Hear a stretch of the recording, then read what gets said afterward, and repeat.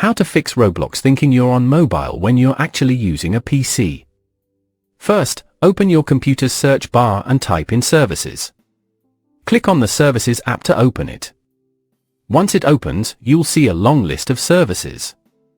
Click anywhere inside the list, then press the letter W on your keyboard to quickly jump to services starting with W. Now, you want to look for something called Windows Event Log or Windows Font Cache Service. If either of them is available on your PC, it will show up here under the W section. Once you find it, right-click on it and select Properties. In the Properties window, look for Startup Type. Click on the drop-down and set it to Disabled. After that, click Apply, then OK. Now just restart your PC and try opening Roblox again. It should now recognize that you're using a desktop. If this helped, don't forget to leave a like and subscribe for more useful tutorials.